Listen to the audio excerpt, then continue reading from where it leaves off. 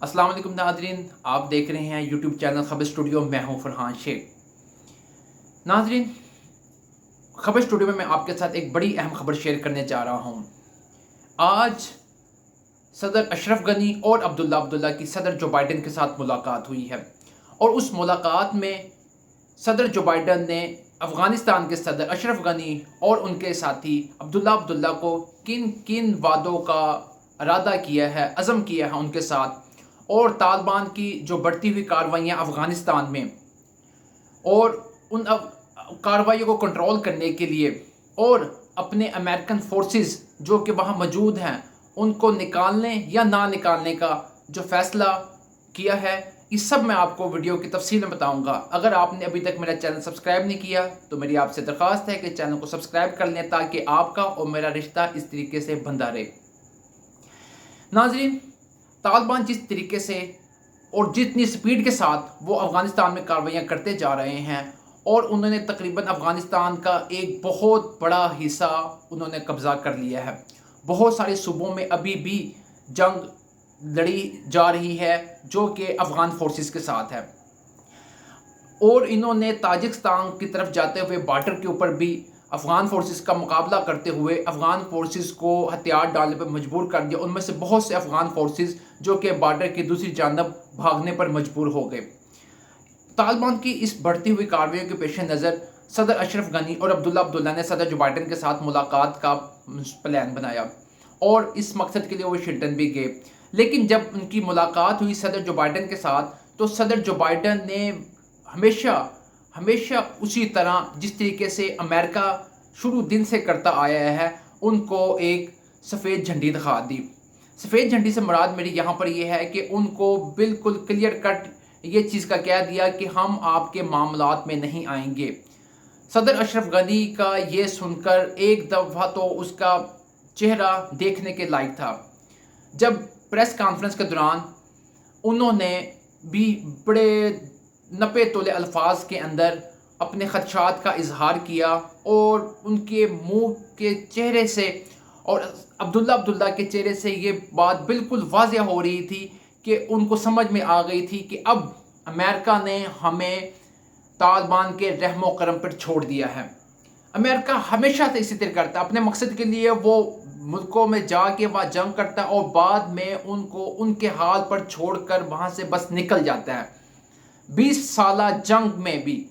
तालिबान के हाथों शिकस्त खाने के बाद अमेरिका यहाँ से अब निकल रहा है,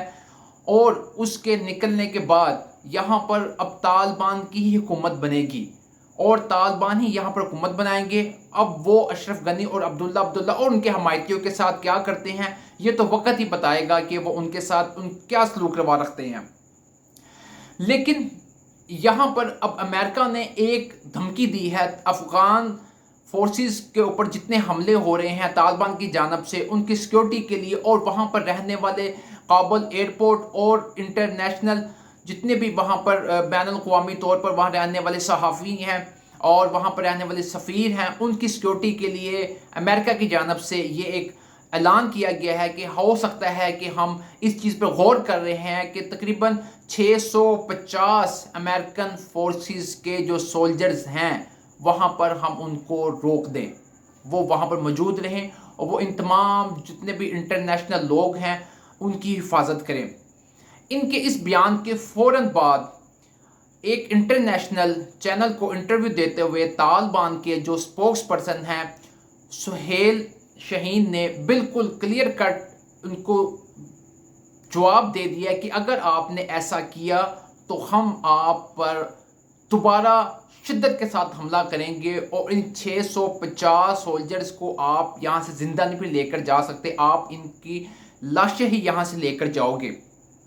और साथ साथ उन्होंने उनको वो मायदा भी याद करवा दिया जो कि फरवरी 2020 में कतर के अंदर डोनाल्ड ट्रंप की हुकूमत के साथ तय पाया था, कि उस मायदे के अंदर बिल्कुल ये चीज़ वाज़िया थी कि आप यहाँ से अपनी तमाम फोर्सेस निकल जाएंगे। अमेरिका की तो वहाँ पर 2500 से 3500 उनके फोर्सेस थे, उनके सोल्जर्स थे, और तकरीबन ओवरऑल जितने भी इनके इत्तेहादी ममालिक नेटो के जो फोर्सेस थे वो तकरीबन 7000 थे। लेकिन यहाँ पर एक बात ये भी याद रखें کہ امریکہ کے اور دوسرے ممالک کے یورپین ممالک کے نکلنے جانے کے بعد پیچھے رہ جانے والے نیٹو کے ایک اہم اتحادی ترکی، ان کے 500 فوجی وہ وہاں موجود رہیں گے اور وہ کابل ایئرپورٹ کی سیکیورٹی کا یقینی بنائیں گے۔ لیکن سہیل جو شاہین ہے، طالبان کا سپوکس پرسن ہے، انہوں نے امریکہ کو یہ بالکل دھمکی امیز الفاظ میں کہہ دیا ہے کہ اگر آپ کے فوجی یہاں پر موجود رہے تو ہم ان کو کسی لائق نہیں چھوڑیں گے، ان کو یہاں پر زندہ نہیں چھوڑیں گے، ہم ان کو یہاں سے ان کی لاشیں ہی آپ کو واپس بھیجیں گے۔ اس دھمکی کے بعد صدر جو بائیڈن بہت پریشانی کا سامنا ہے، اور دوسری جانب انٹونی بلنکن نے بھی اس چیز کے خدشہ کا اظہار کیا ہے کہ طالبان کی جس قدر سے کارروائیاں بڑھ رہی ہیں، اب ہمیں نہیں پتہ کہ یہاں سے نکل جانے کے بعد یہاں پر ہوگا کیا، یہاں کے معاملات کون سنبھالے گا۔ لیکن وہ کہتے ہیں امید ہے کہ اب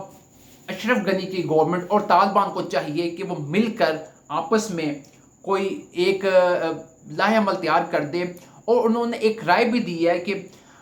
ایک نیشنل موبلائزیشن کا انہوں نے ایک تصور دیا ہے۔ اس تصور میں انہوں نے کہا کہ طالبان کے خلاف رضاکارانہ طور پر جو کوئی ہے ان کو ہتھیار دیے جائیں تاکہ وہ ان کا مقابلہ کریں، لیکن یہ بھی کوئی خطرے سے خالی نہیں ہے، کیونکہ طالبان جس شدت کے ساتھ اور جس تیزی کے ساتھ وہ بڑھ رہے ہیں، اب ان کا مقابلہ کرنا افغانستان کی گورنمنٹ کے بس کی بات نہیں ہے۔ اب مستقبل جو ہے افغانستان میں وہ طالبان کا ہی بنتا ہوا نظر آ رہا ہے، اور انہیں کی حکومت وہاں پر بنتی ہوئی نظر آ رہی ہے۔ پاکستان کی جانب سے بھی یہ بالکل اعلان کر دیا گیا ہے کہ وہاں پر افغانستان میں طالبان کی گورنمنٹ بنے گی، ہمیں قبول ہے، جس کی بھی گورنمنٹ بنے گی ہمیں قبول ہے، ہم کسی دوسرے ممالک کے اندرونی معاملات میں مداخلت نہیں کریں گے۔ ناظرین، ویڈیو کیسی لگی؟ اس کو چینل کو سبسکرائب کرنا نہ بھولیے گا، اور اپنے دوستوں کے ساتھ بالکل شیئر کیجیے گا۔ نیکسٹ ویڈیو تک کے لیے اللہ حافظ۔